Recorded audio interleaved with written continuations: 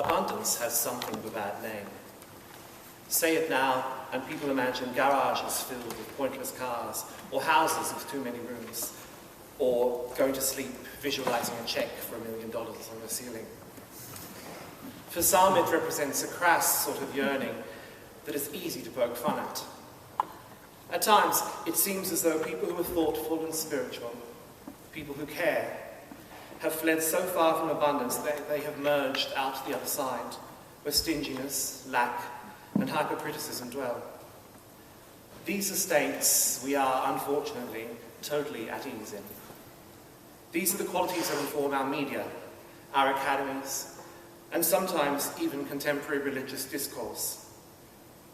We live in a moment that privileges cynicism and asks us all to criticize before we praise, if we ever praise. But there is a different way of living. There is a lighter, more joyful approach to life that is innately abundant, but that doesn't require wall-to-wall carpeting, magazine bodies, and shiny pieces of machinery. I've found that I can go to bed happily at night without visualizing a check for $1 million. And instead in my head, a gratitude at living in the knowledge that I've tried my best to be of service to others and to have been a source of happiness and grace. I am aware of an abundance that is not sourced from the possession of material comforts, but from a state of mind that seeks to recognize the efforts of others and their tendency towards goodness. Each day, I seek to thank and praise, directly and explicitly, those people, forces, and things that have pleased me, or that I've observed to please others. I fear I've become eccentric in my pursuit, but my fears come to nothing when I see the pleasure my exercises in abundant, brave praise cause. For example, when I shyly ask for a restaurant manager and a terrified young man approaches, and I say, "The food was wonderful and so were your staff," and there is an instant moment of connection between us and of great relief on his face. There's a shared joy in the recognition. Or, as I did the other day, I stopped an elderly woman who was wearing a lilac-coloured pantsuit, and I said, "You look fabulous." And she was so happy, and she said, "Thanks, love, I made it myself." And there was a wonderful moment of realising the great joy of looking good and of looking stylish and of continuing to make an effort. I had a great teacher in all this.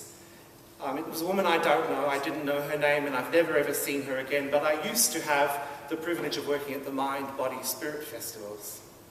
And working at these vast exhibitions from 7 until 7, 4 days in a row, I'd go home literally with my feet bleeding because to rent a chair cost $200 for the 4 days, so everyone stood up.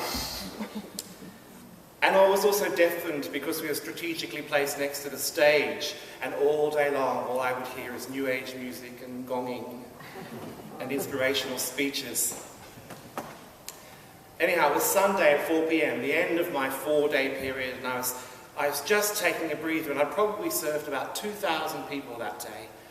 And a woman came towards me. She was this huge stomach and this flowing maternity dress on.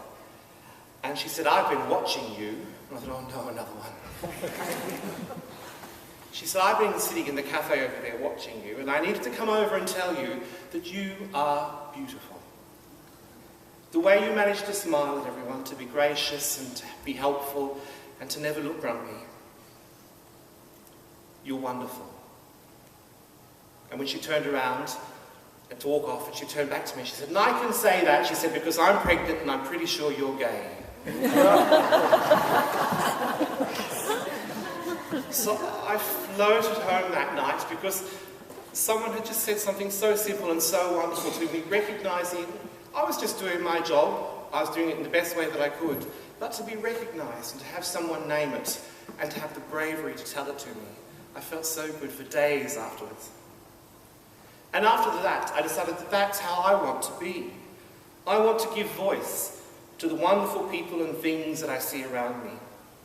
I decided to be lavish in my praise, to give it away as though I had an endless supply, which it turns out I do. When people say, "I tell it like it is," it normally means that they're a bit harsh, a bit critical, and a bit insensitive, and they're looking to find an excuse for it. But I decided to tell it like it really is. There is so much beauty that surrounds us. So many kindnesses and efforts to ensure our comfort that we take for granted. When I see goodness, when I see beauty, when I see generosity, I'm going to name it, just like my pregnant angel did at the Mind, Body, Spirit Festival. There lies abundance, in my recognition of wonder. You see, I've been sitting among you for this short time this afternoon, and I've been watching all of you. And I needed to come up here and say that you are all quite beautiful. The way you managed to smile, to be gracious, to be quiet, attentive and prayerful. You could all have been somewhere else this afternoon, but you chose to come here and be in community in the effort of some greater idea. And I can say that to you just because I can.